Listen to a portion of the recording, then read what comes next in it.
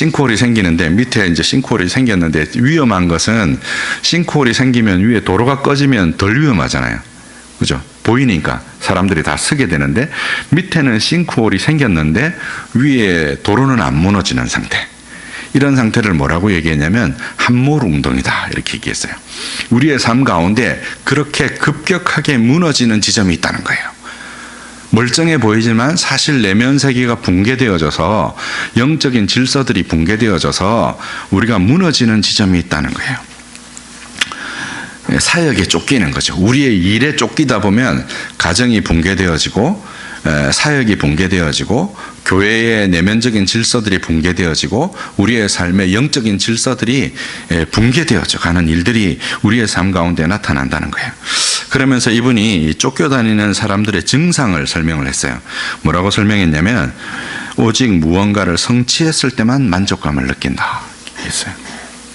그냥 자기의 존재로서 내가 하나님의 자녀라는 것으로서 하나님이 내 아버지시고 내가 그분의 자녀라는 것으로 만족하지 않고 어떤 일에서 만족을 얻는 것이죠. 왜 이런 일이 생겼을까요? 생각해 보면 결국 아버지상의 문제예요. 이건 이제 내일 제가 좀 더 자세히 설명을 드리게 될 텐데 우리 안에 계속해서 무언가 요구받는 거예요. 누군가가 요구하지 않는데도 불구하고 내가 부족하다고 느끼니까 그 부족함을 뭘로 보상하려고 하는 거예요. 뭔가 일로 보상하려고 하는 것이죠. 저 사람들이 나를 반기지 않는 것 같으니까 내가 더 많은 환대로 그것을 보상하려고 하는 거예요. 실제로 그 사람이 그런지 안 그런지는 전혀 다른 문제예요. 우리 안에 있는 무언가 결핍된 느낌, 무언가 부족한 느낌들이 우리로 하여금 그렇게 과도한 행동을 하게 하고 그 과도한 행동들이 결국 에너지를 고갈시키면서 우리 안에서 그와 같은 함몰 웅덩이를 만들어낸다는 거예요. 그래서 성취의 표시를 상징하는 것들에 집착하게 되고 이제 큰 교회 건물을 세우는 것 이런 것에 이제 집착하게 되고 고삐 풀린 팽창욕에 사로잡혀서 무언가 큰 교회를 크게 성장시키고 내 회사를 막 크게 성장시키고 더 넓은 집에 가야 되고 더 큰 차를 타야 되고 이런 것들에 이제 빠지게 되고 온전한 인격에는 별 관심이 없는 경향이 나타나고 대인관계 기술을 닦는데 신경을 쓰지 않고 경쟁심이 과도하고 강하게 되고 화산처럼 분노를 품고 있게 해야 돼요. 분노라는 것은요, 여러분 어느 순간에 생기냐면 내가 원하는 대로 안 됐을 때 생겨요. 여러분 언제 제일 화를 많이 내세요? 운전하실 때. 그죠? 운전하실 때 그렇게 수도문하신 분이 운전대만 잡으면 막 되게 이상해지잖아요. 막 성질 내시고 화내시고. 그게 왜 그러냐면 내한테 뭔가 어디로 가려고 하는 의도 같은 게 있거든요. 그 의도를 그 사람이 방해했어요. 방해했는데 그 사람하고 내가 직접적으로 소통 안 해도 되는 개인적인, 지극히 개인적이고 사적인 공간 안에 있단 말이에요. 차 안에. 그러니까 보통 분노라는 게 그래요, 여러분. 직장 생활에서 화가 나면 거기다가 대고 막 화내는 사람은 이상한 사람이죠. 주로 어디다가 와서 화를 내요? 집에 와서. 그죠? 원래 사적인 공간에서 화를 내게 되어 있어요. 그게 내가 원하는 의도가 좌절되었을 때 사람들이 화를 내는 거예요. 그걸 여러분 잘 보셔야 돼요. 그러니까 사람들이요, 자기의 의도를 숨기고 있습니다. 특별히 한국 사람들은요, 니 뭐 원하냐? 예를 들어서 식당 같은 데 가서 뭐 먹을래? 이렇게 물어보면 나 뭐요? 이런 사람 잘 없어요. 그죠? 왜 자기가 먹을 것을 물어보는데 뭐요라고 대답을 안 해요? 그래서 그러면 내가 정할게. 그럼 순댓국 먹으러 가자. 이러면 나 그거 못 먹는데? 이런단 말이죠. 아무거나 네가 정해 해놓고는. 그죠? 그러니까 우리가 우리의 욕망을 드러내었을 때 그 욕망에 대해서 거절당하는 상처가 이미 있는 거예요. 그래서 실제로 우리가 원하는 바를 잘 말 못해요. 그게 한국 사회의 특징이에요. 그렇게 방어하는 거죠. 그리고 그걸 우리가 사회적으로 인정받는, 교회 안에서도 인정받는 맥락이 어떤 맥락이냐면 뭔가에 충성하는 거죠. 그 직장에 충성하고 교회에서 요구하는 어떤 것들에 충성하고 거기에서 자기의 정신적인 에너지, 영적인 에너지, 정서적인 에너지를 다 고갈하는 거예요. 그런 일들이 벌어져요. 엘리야에게도 그런 일들이 벌어진 거예요. 그러다가 그게 좌절되었을 때 막 화를 내는 거예요. 지금 하나님 앞에 화내는 거거든요. 이스라엘 고발하면서 나만 남았습니다. 자기만 남은 거 아니잖아요. 근데 나만 남았습니다 하고 하나님 앞에 화낸다면 그것도 제대로 화 못 내고, 그죠? 막 숨어 있다가, 그죠? 그러니까 자기에 막 이렇게 눌려 있다가 그렇게 화를 낸단 말이에요. 되게 비정상적으로 바쁘고 노는 것을 싫어해요. 여러분, 노는 것 싫어하는 것은 되게 비정상적인 겁니다. 여러분, 건강한 그리스도인은요, 노는 걸 좋아하셔야 돼요. 잘 놀아야 돼요. 여러분, 예배도요, 사실은 하나님 앞에 우리가 하나님을 기쁘게 해드리는 거잖아요. 그죠? 이게 즐겁고 감사함이 우리의 마음속에 있어야 되는 거죠. 근데 이제 즐겁고 감사함이 없으니까 어디에서만 자기의 의미를 찾으려고 할까요? 뭔가 만족감을 주는, 성취를 주는, 사람들이 그렇다고 인정할 것 같은, 그러니까 실제로 그 사람이 그렇다고 인정하는 게 아니라 자기 안에 있는 내면의 목소리죠. 그것 때문에 자기가 그렇게 허비되고 있는 거예요. 그런 일들이 우리의 삶 가운데 반복돼요. 그래서 영적인 예배를 피해요. 이런 분들은요, 교회 안에 들어와서 예배에 집중하는 것이 아니라 예배의 주변에 있는 여러 가지 일들이 있잖아요. 여러분, 오늘날 교회들이요, 예배 드리는 일에 열심을 내지 않고 교회 안에서 막 이런저런 일들을 만들어내요. 그래서 막 피곤하게 해요. 그런데 예배 드리는 일은 정작 싫어해요. 그걸 피곤해하면서 거기에 왜 사람들이 자꾸 매달릴까요? 바로 이런 영적인 함몰운동이 쫓기는 사람들에게 나타나는 이와 같은 특징 때문이에요. 이들의 원인은, 이러한 쫓겨다니는 증상의 원인은요, 결코 잘했다는 말을 해주지 않는 환경에서 자랐다는 거예요. 이게 아버지 상이에요. 그 이제 권위자에 관련된 상이죠. 그런 말을 들어본 적이 없어요. 그러니까 거기에 대한 목마름이 있어요. 근데 그거 자체가 매우 비합리적인 체계예요. 자기 스스로 생각해서 이런 정도면 인정을 받겠지 하는 체계가 있는 거예요, 자기 안에. 그래서 그 체계를 끊임없이 쫓아가는 거죠. 여러분, 이제 그 당나귀 같은 거 움직이러, 말 안 듣는 당나귀 같은 거 움직이러 갈 때 TV 같은 데서 보면 어떻게 해요? 앞에다가 이렇게 당근을 이렇게 매달아 두잖아요. 그럼 그 당근을 먹으려고 막 쫓아갑니다. 근데 쫓아가도 당근이 먹어져요, 안 먹어져요?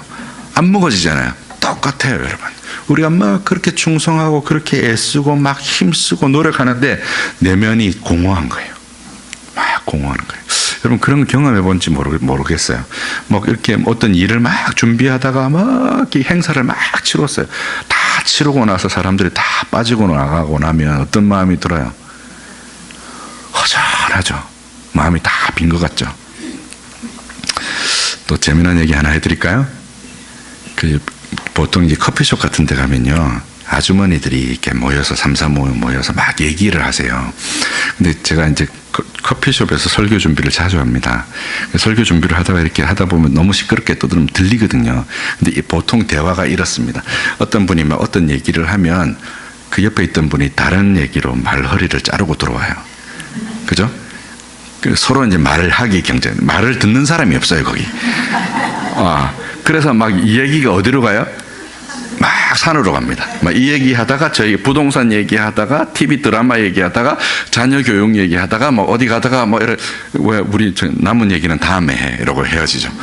근데 이제 그렇게 얘기하고, 여러분 그런 얘기 한 번쯤 해보셨죠? 서로 만남이 그리워서, 그죠? 모여서 이렇게 얘기를 하시는데 그렇게 얘기하고 헤어지면 어떻든가요? 허전하죠. 그게 이 감정이에요. 실제로 우리가 정서적인 필요를 그렇게 만남에도 불구하고 공급을 못 받는 거예요. 그러니까 군중 속에서도 소외되어 있는 거죠. 그건 자기 내면에 있는, 내사되어져 있는 권위자의 상에 의해서, 그 권위자의 상 때문에 우리 자신의 어떤 상 자체가 쪼그라들어 있는 거예요. 이 타자상은 성부와 성자와의 관계와 연관이 있어요. 그리고 자기상은 성령과의 관계와 연관이 있어요. 이건 내일 그리고 모레 제가 다시 말씀을 드릴게요. 그래서 어린 시절에 체험한 심각한 상실감과 수치감이 자기 안에 있어요. 그러니까 뭔가 나한테 권위자가 있어서 그 사람이 나를 격려하고 잘해주는 것도 경험하지 못했고, 그렇게 경험하지 못하니까 뭐도 쪼그라들어 있겠어요? 나 자신이 괜찮다라는 생각을 잘 못하는 거예요. 그걸 자꾸 누구에게 기댈까요? 밖에 기대죠. 근데 그 밖에 있는 사람한테 내가 100가지를 하면 한 가지를 말해준단 말이에요. 그러니까 거기에서 오는 그 공허감이라는 것이 얼마나 크겠어요. 이런 환경에서 쫓기는 것이 아예 생활 방식이 된 환경에서 자랐어요. 성경에 이런 사람이 한 명 있습니다. 누가 있냐면 다윗이에요. 다윗이 이렇게 쫓기는 환경에서 자랐습니다. 다윗에게 우리 이제 한국 드라마에서 흔히 말하는 출생의 비밀이 있어요. 어떤 출생의 비밀이 있냐면 사무엘상 6장 10절에 의하면 다윗이 8번째 아들로 소개됩니다. 근데 역대상 2장 15절에 보면 7번째 아들로 소개돼요. 왜 이런 현상이 생겼을까? 좀 이상하잖아요. 그죠? 근데 역대상 2장 17절에 보면 다윗의 누이가 있었는데 누이가 누구냐면 수루야와 아비가일이에요. 여러분 수루야는 잘 아시는 대로 누구의 엄마냐면 요압과 그 형제들의 엄마예요. 그러니까 요압과 그 형제들이 다윗의 조카이고 다윗이 삼촌인 거죠. 외삼촌인 거예요. 그런 관계예요. 수루야의 이제 아들들인 거죠. 근데 사무엘하 17장 25절에 보면 수루야와 아비가일이 이새의 딸이 아니고요. 나하스의 딸로 나옵니다. 이상하잖아요. 그죠? 이새의 딸이 아니라 나하스의 딸로 나옵니다. 지금 그 누나하고 동생 관계인데, 그죠? 되게 이상하잖아요. 그죠? 그리고 또 한 가지 이상한 점은 사무엘상 16장에 보면 그 사무엘이 이 이새의 집에 있는 아들 중에 하나에게 기름을 부으려고 왕으로 삼으려고 이제 왔는데 이새가 어떤 행동을 보이냐면 첫째 아들부터 이렇게 딱 소개를 하는데 다윗을 뭐에 안 둬요? 자기 아들의 범주에 안 두고 있습니다. 그리고 사무엘상 17장에 보면 친형 엘리압이 다윗이 심부름을 왔는데 매우 싫어하는 기색을 보입니다. 그리고 시편 27편 1절에 보면 다윗이 이렇게 고백을 해요. 내 부모는 나를 버렸으나 하나님은 나를 버리시지 않으리라. 이렇게 고백하는 장면을 볼 수 있습니다. 아마도 추정하건대 여러분 룻기 아시죠? 룻기에 보면 룻이 기업을 물으잖아요. 그죠? 보아스로부터 기업을 물어요. 아마 이 나하스가 아들이 없이 죽었던 것 같아요. 그러니까 수루야와 아비가일만 있었던 거예요. 그리고 그 집안에 기업 물을 의무가 누구에게 있었냐면 이새에게 있었던 거예요. 근데 이 이새가 기업을 적극적으로 물으려고 하는 생각이 없었던 것 같아요. 예를 들어서 이제 구약에 보면 그 다말이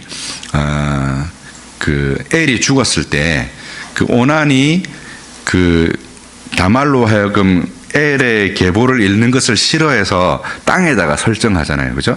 그런 것처럼 이새도 이렇게 이 나하스의 어떤 이 기업을 모르는 것들을 좀 싫어했던 것 같아요. 그런 게 이제 드러나는 것이죠. 그리고 실제로 이제 다윗이 왕이 되고 나서 이 친형제인 형들하고 관계는 별로 잘 등장하지 않습니다. 근데 누가 다윗의 최측근으로 계속 등장해요? 이 스루야의 아들들이 최측근으로 계속해서 등장합니다. 이런 것으로 보건대 아마도 누나들하고는 엄마가 같고 형들하고는 아빠가 같은 상태였던 것 같아요. 그러니까 제대로 이제 인정을 못 받는 상황이었던 거죠. 그리고 또 다윗이 어떤 얘기를 하냐면 내가 양을 치면서 사자의 입에서 곰의 입에서 양떼들을 구출했다. 여러분 이게 되게 잘한 것으로 생각하기 쉽지만 뭐 양을 이제 곰이 와서 사자가 와서 이렇게 빼앗으려고 할 때 그거하고 맞서 싸우는 게 맞습니까? 뭐 양들을 보호하고 도망을 가는 게 맞습니까? 그죠? 양들을 지키고 이렇게 훑어 보내는 게 맞지. 그것과 맞서 싸우는 게 맞지 않죠, 그죠? 근데 아마도 아버지에게 인정받지 못하는 상황. 가족으로 제대로 대접을 못 받고 저쪽에서도 가족으로서 제대로 대접을 못 받던 다윗의 내면적인 상황이 아마 내 부모는 나를 버렸으나 라고 고백하게 되는 결정적인 이유였을 거예요. 그래서 다윗은 매우 열심히 사역을 하고 전쟁을 아마 했을 거예요. 근데 공교롭게도 그가 만났던 군주는 그를 시기하는 사람이었어요. 그래서 평생에 어떻게 했어요? 도망을 다녀요. 사울을 피해서 도망을 다니죠. 그때는 문제가 안 불거졌어요. 그때는 문제가 안 불거지다가 그렇게 도망 다니다가 어떻게 돼요? 왕궁에서 부하들 해서 다 전쟁 보내고 오후 늦게까지 늦잠을 자고 일어나서 어떤 범죄가 벌어졌어요? 성범죄가 벌어졌어요. 그죠? 이런 게 함몰웅덩이다 말이에요. 여러분의 인생이 한순간에 무너지는 순간이 생겨요. 이런 쫓기는 삶에 의해서.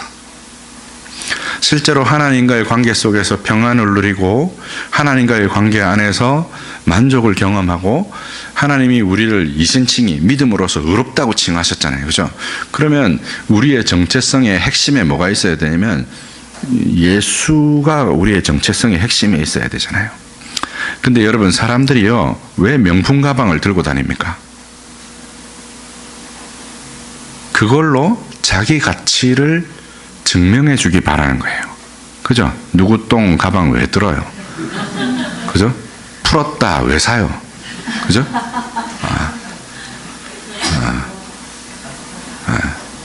그죠? 좋은 차 왜 타려고 해요? 그 가치로 자기 가치를 증명받고자 하는 거예요. 그렇죠? 근데 여러분, 예수 믿는 사람은 무엇으로 자기 가치를 이미 증명받은 사람이에요? 예수 그리스도로 내 가치를 증명받은 사람이잖아. 예수를 믿음으로 우리가 이미 의롭다고 칭함을 받은 사람이에요. 근데 여전히 막 무언가에, 그죠? 미친 듯이 달려간단 말이에요. 멈출 줄 모르는 폭주기 근처처럼. 그리스도 안에서 안식하지 못하고 세속적 가치가 여전히 내 삶을 지배한단 말이에요. 우리의 삶 가운데 이렇게 웅덩이가 생겨서 무너지는 것을 발견하지 못하는 거예요.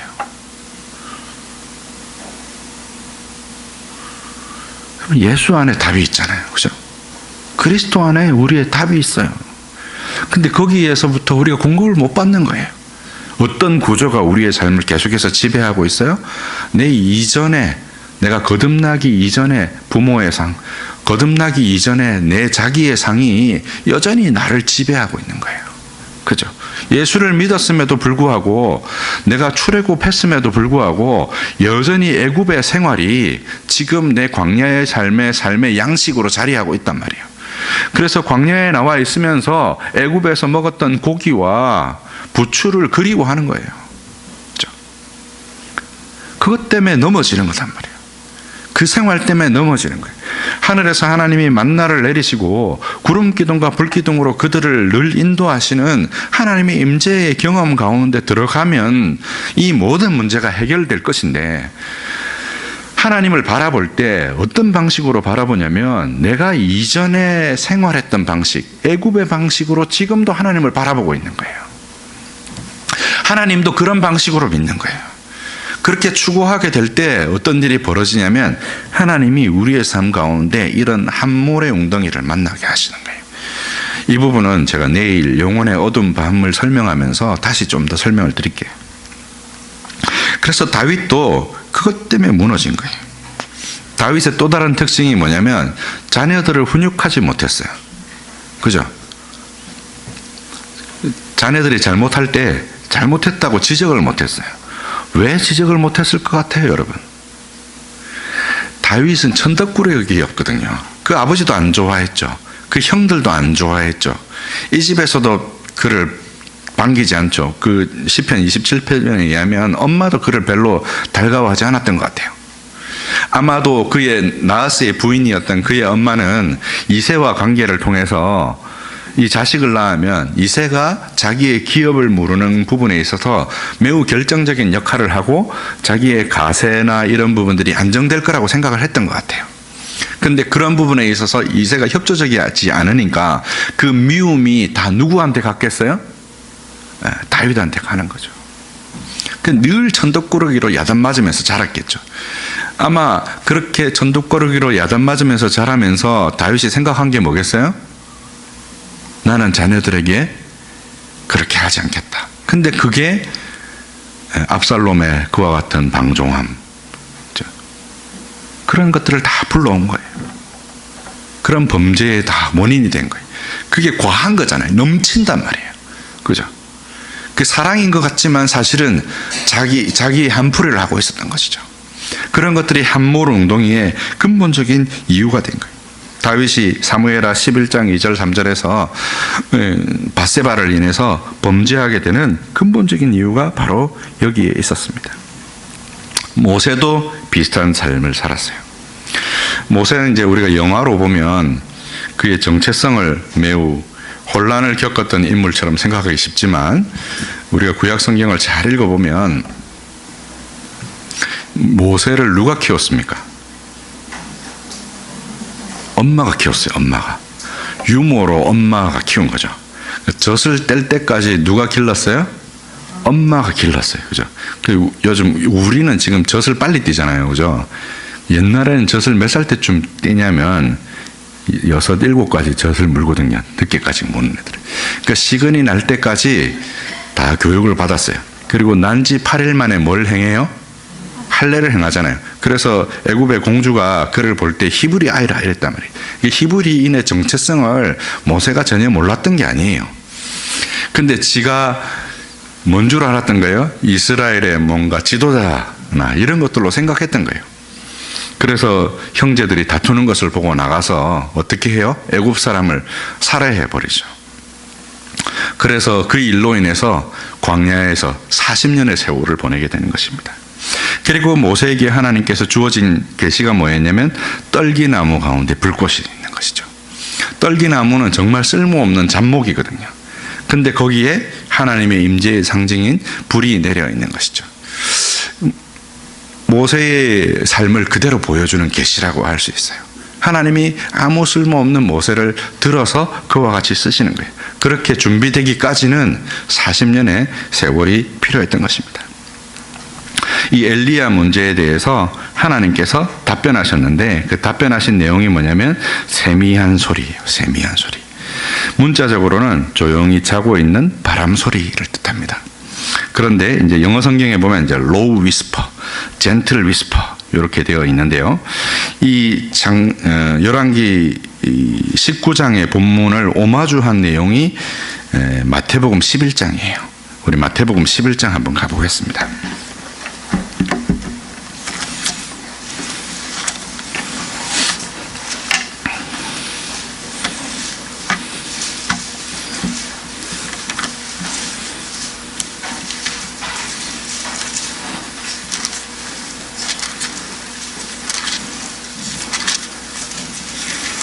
아까 전에 설명드렸던 대로 마태복음 11장에 무슨 얘기가 나와요? 세례 요한의 오해 얘기가 나와요. 그죠? 오실 그이가 당신입니까? 아니면 우리가 다른 사람을 기다려야 합니까? 그때 예수님이 하신 답변이 뭐예요? 요한에게 알리라. 맹인이 보며 못 걷는 사람이 걸으며 나환 자가 깨끗함을 받으며 못 듣는 자가 들으며 죽은 자가 살아나며 가난한 자에게 복음이 전파된다 하라. 그 세례 요한도 뭘 기대했냐면요, 내 뒤에 오시는 메시아는 성령 폭풍과 불로서 세례를 베풀어서 심판을 행하실 메시아시다 이렇게 기대한 거예요. 근데 예수님이 지금 주시는 메시지는 뭐예요? 그들에게 베풀어질 것은 심판이 아니고 회복이다. 그들에게 베풀어질 것은 심판이 아니고 치유다. 그들에게 베풀어질 것은 심판이 아니고 복음이다. 그 얘기를 하는 거예요. 그 얘기 끝에 25절에 보세요. 25절에. 그 20절부터 24절에 심판에 관한 얘기를 하세요. 11장하고 마태복음 11장하고 열왕기상 19장은 구조가 되게 비슷합니다. 그 열왕기상 19장에 보면 그렇게 세 가지 심판의 모티프에 대해서는 하나님이 계시지 않다라고 말했다가 그 다음에 삼중 심판을 준비하시죠. 누구요?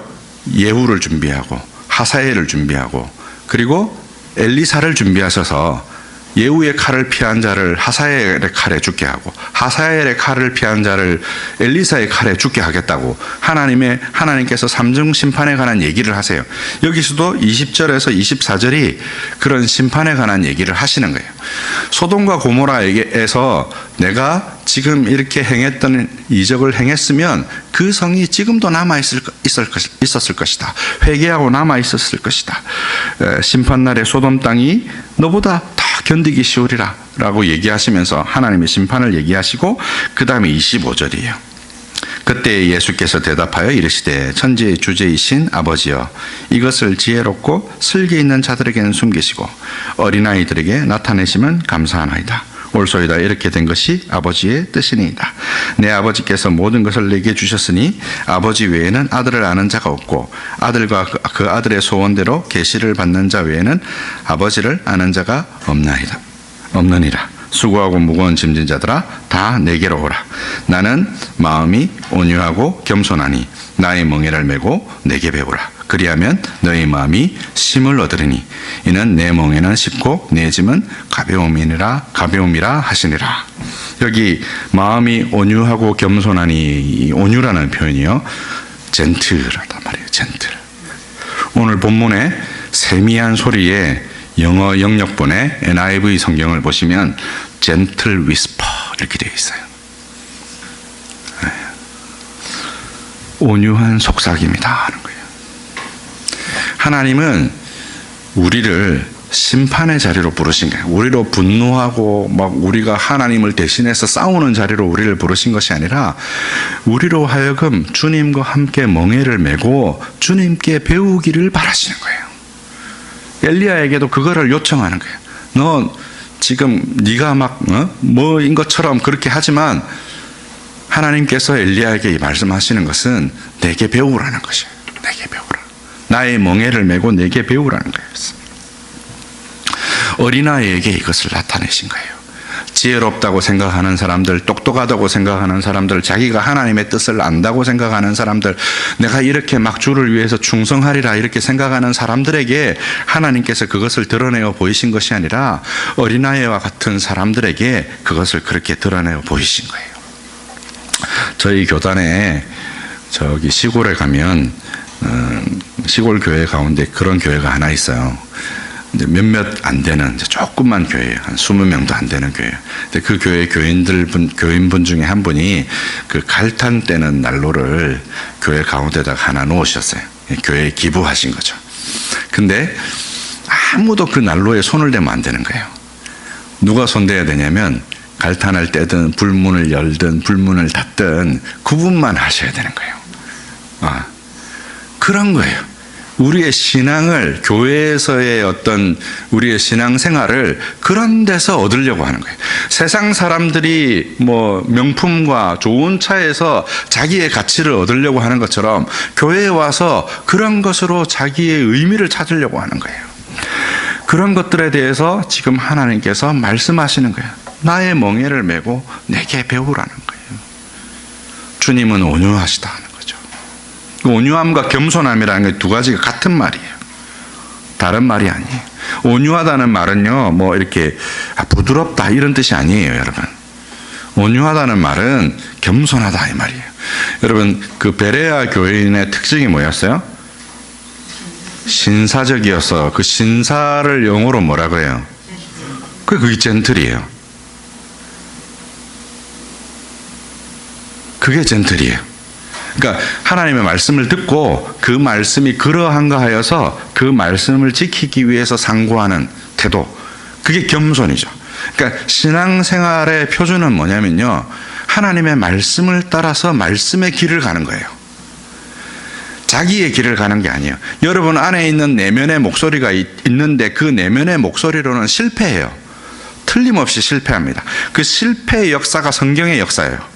그죠? 구약 성경에서 아브라함을 부르셔서 이스라엘의 큰 민족을 이뤘는데 그 큰 민족이 결국 뭐 했어요? 실패했잖아요. 하나님이 끊임없이 부르셨는데 계속해서 실패했어요. 그 예수님이 하신 비유에도 나오잖아요.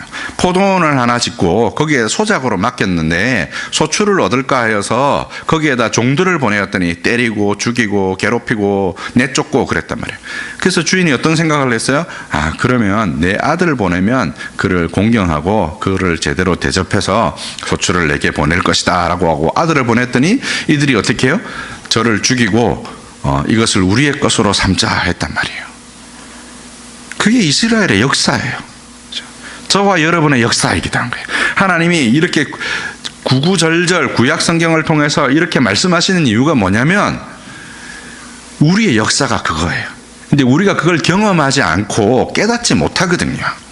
자꾸 어떤 방식을 우리가 자꾸 사용하려고 하냐면 내 안에 있는 목소리를 따라서 내 스스로 괜찮아지는 것을 따라서 성경이 괜찮다고 하는 데서 괜찮게 느끼고 성경이 나를 향하여서 너는 하나님의 백성이야, 너는 믿음으로 의로워졌어 이러면 그것을 어린아이처럼 받으면 되는데 그렇게 말해줘도 그게 나한테 사실로 안 들리는 거예요. 그러니까 자꾸 어떤 거를 쓰게 돼요? 내가 육적인 방법들을 자꾸 쓰게 되는 거예요. 지금 엘리야도 그런 상황에 놓인 거예요.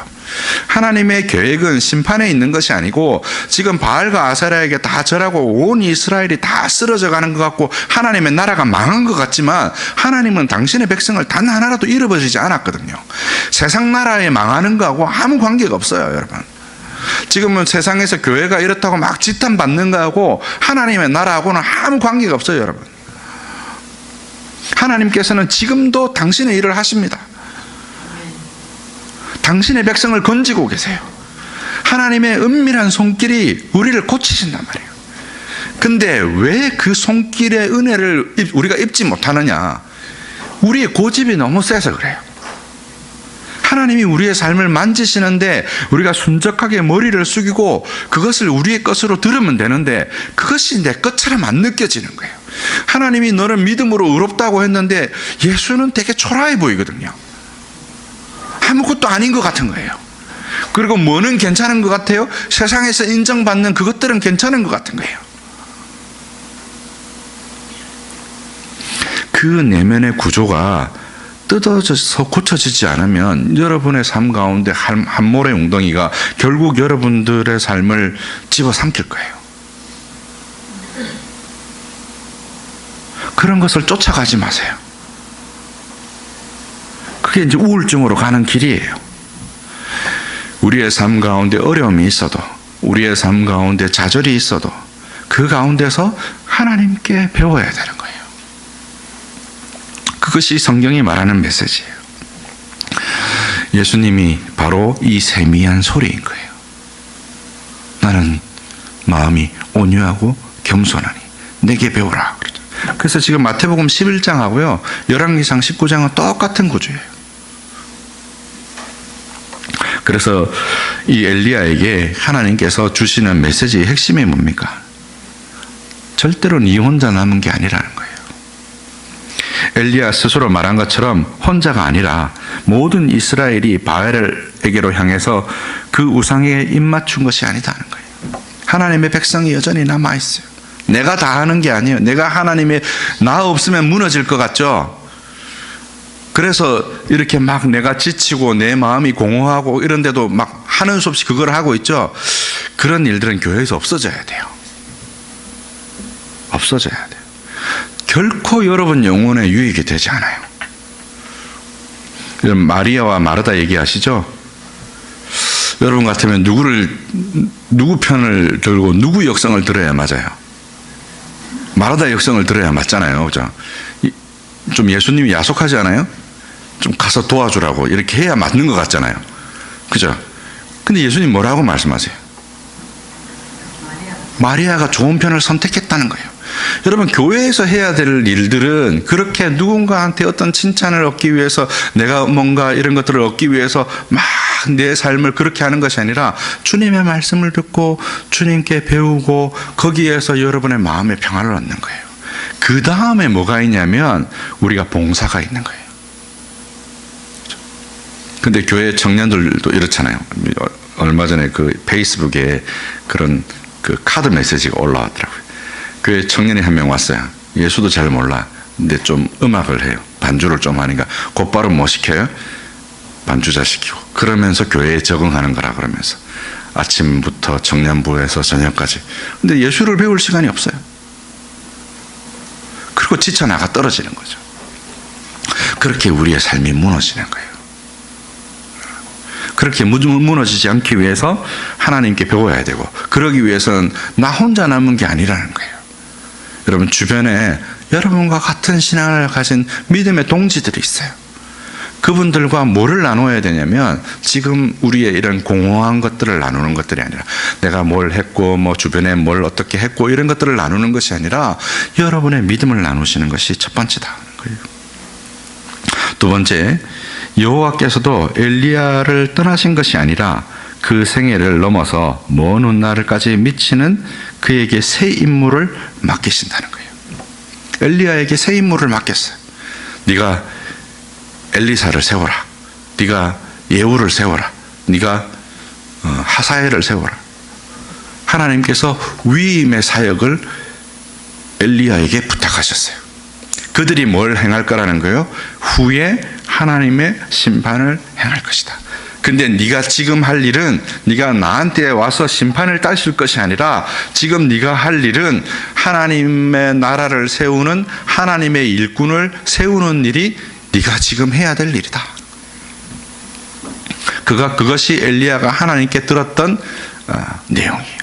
여러분, 우리의 삶 가운데 언제 의미가 있어요, 여러분? 여러분의 삶 가운데 의미 있다라고 느끼는 순간이 언제예요?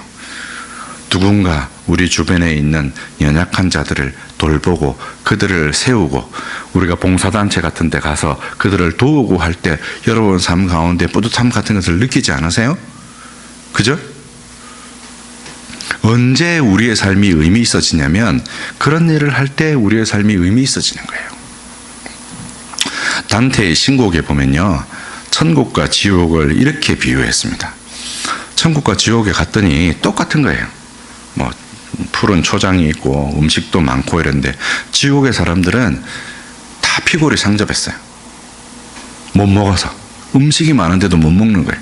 천국의 사람들은 얼굴에 막 이렇게 광채가 나요. 이유가 뭐냐면요, 각자에게 주어진 숟가락이 있는데 그 숟가락이 자기 팔 길이보다 조금 더 길어요. 그거를 떠서 자기 입에 넣으려고 하면 안 들어가는 거죠. 여기쯤 오는 거예요.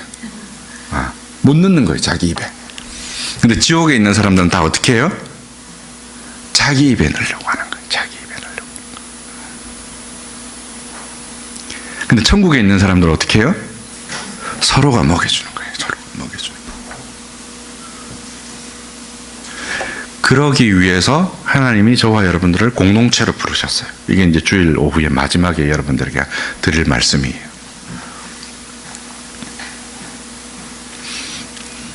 세 번째, 혼자가 아니라 동력자들이 있다는 거예요. 그 일을 함께할 동력자들이 있어요. 서로 위임하고 나누셔야 돼요. 혼자 다 하시면 안 돼요.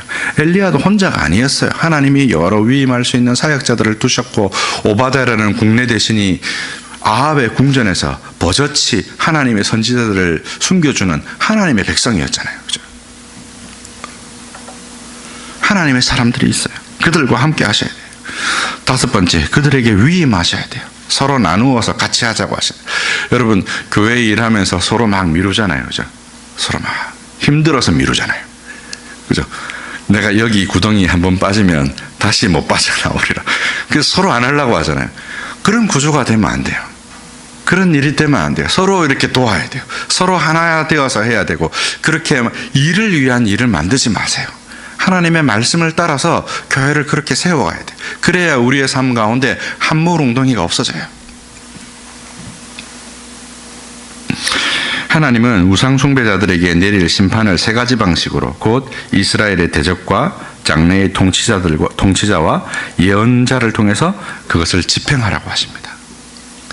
하나님이 마지막에 심판하실 거예요. 오순절날 성령이 강림하셨을 때 그 심판의 표지가 나타났지만, 그 심판의 표지가 나타났을 때 그들에게 베풀어진 게 뭐예요? 은혜였잖아요. 그렇죠? 우리가 어찌할꼬 라고 할 때 지금이라도 회개하고 주님께로 돌아오라고 하시는 거예요. 하나님은 우리를 그렇게 자비로 바라보고 계시는 거예요. 그래서 여러분 안에 있는 하나님의 상이 어떤 상이어야 되냐면 탕자의 아버지 상이어야 돼요.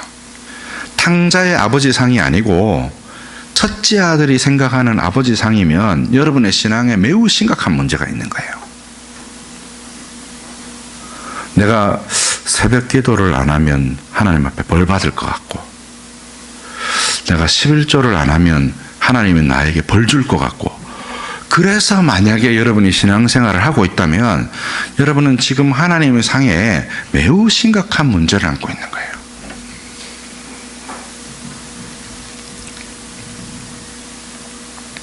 하나님은 탕자의 아버지세요.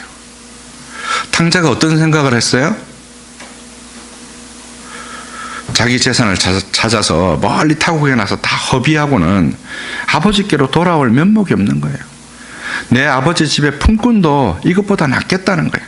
그래서 내가 품꾼으로 가겠습니다라는 마음으로 왔어요. 그죠? 아버지 집에 품꾼으로 나를 써주십시오라고 왔는데 아버지의 태도는 어떤 태도였어요?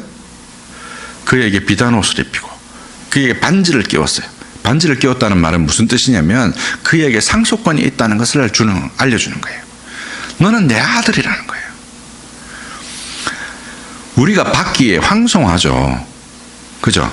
되게 황송한 거예요. 황송하지만 그것이 아버지께서 우리에게 주시는 사랑이잖아요. 그죠? 그렇게 하나님을 알고 있어야 되는 거예요.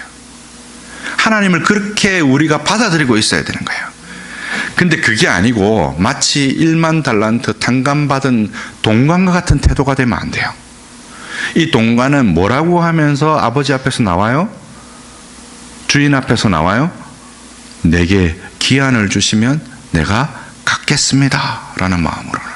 하나님을 이런 태도로 대하시면 안 돼요. 내가 하나님과 뭔가 거래를 하는 거예요. 그래서 하나님이 요구하시는 것에 내가 뭔가를 막 이렇게 하고 그것을 했을 때 하나님이 나를 좋아해 주시고, 내가 막 죄 지었을 때는 하나님은 나를 쳐다도 안 보고 나를 싫어하고 미워할 것이라고 생각하고 있다면 여러분 하나님 되게 오해하고 계시는 거예요. 잘못 생각하고 계신 거예요. 하나님은 탕자의 아버지세요. 여러분이 회개하고 돌아오기를 바라시는 거예요. 바리새인의 집에 예수님이 들어갔어요. 바리새인이 예수님이 선지자이면 어떻게 저 여자가 저렇게 만지는 것을 저렇게 냅둘 수가 있느냐 하고 예수님은 막 판단했죠. 그때 예수님이 말씀하시죠. 뭐라고 말씀하세요? 많이 탕감받은 자와 적게 탕감받은 자 중에 누가 더 사랑하겠느냐? 많이 탕감받은 자가 더 사랑하는 거예요. 하나님은 우리의 죄를 탕감하시는 분이에요. 탕자의 아버지세요. 탕감할 준비가 되게 계세요. 근데 우리는 자꾸 어떻게 나가요? 우리 스스로 탕감할 능력이 있어요, 없어요? 없어요, 여러분. 지불 불능 상태예요. 디폴트예요, 디폴트. 지불 유예가 아니라 아예 지불을 할 수 없는 상황이에요. 하나님께 빚을 갚으려고 생각하시면 안 돼요. 그걸 받는 것이 먼저예요. 탕자의 아버지의 사랑을 여러분 마음속에 받아들이는 것이 먼저란 말이에요. 근데 그것을 자꾸 어디에서 찾으려고 하는 거예요? 우리의 일들에서 찾으려고 하는 거예요. 하나님의 사랑을 받고 그 사랑의 결실과 열매로서 일이지, 일을 통해서 하나님께 사랑을 받으려고 하면 다윗처럼 무너지게 돼요. 엘리야처럼 무너지게 돼요. 언제 하나님이 엘리야에게 그렇게 달려가라고 얘기하셨어요? 그리고 하나님이 언제 엘리야에게 지금 심판을 하겠다고 말씀하셨어요? 거기에 하나님이 없다니까요. 새벽기도 많이 하시는 장로님이 방해거리라 그러잖아요. 어느 교회에서 들은 얘기예요. 그 당일만 하면 장로님들이 이렇게 모여서 회의하다가 자기 의견하고 안 맞으면 장로님 새벽기도 안 나오세요? 새벽기도라도 안 나오시면서 무슨 그런 말을 하세요? 여러분, 우리가 새벽 기도하는 것이 무슨 공로입니까? 우리가 뭐 교회에 봉사하는 것이 우리가 하나님 앞에 뭐 자랑할 거리가 됩니까? 여러분이 은혜로 시작하였다가 율법과 행위로 망하겠습니까? 왜 그런 것으로 사람들을 판단하고 왜 그런 것들로 사람들을 정죄합니까? 여러분은 하나님께 거저 사랑을 입지 않았습니까? 이 사랑을 회복하지 않으면, 하나님과 이 관계를 회복하지 않으면 여러분의 일들이 다 무너지는 거예요. 그래서 주님의 멍에를 메고 주님께 배우셔야 되는 것입니다. 자기 방식으로 하나님을 섬기지 마세요. 여러분, 개혁교회, 장로교회 예배 원리가 뭐예요? 적정과 절도의 원리잖아요. 적정과 절도의 원리. 하나님이 정하신 방법을 따라서 예배하는 거예요. 나답과 아비후가 다른 불로 나와서 제사를 드렸다가 하나님 앞에서 죽임을 당했어요. 우사가 하나님이 어깨에 매라고 한 법궤를 매지 않고 나귀의 수레에 실었다가 하나님이 그와 충돌하셨어요. 여러분, 이런 거 보면 성경에서 하나님 되게 야속하고 무서운 하나님으로 그려지죠. 그럼 그 하나님을 오해하신 거예요. 하나님 앞에 나오는 우리의 자세는 어떤 거냐면요, 하나님은 무한히 자비로우신 하나님이어서 그 하나님 앞에 나와서 하나님이 정해주신 방법을 따라서 배우라는 거예요. 그 탕자를 향한 자비와 긍휼을 베푸시는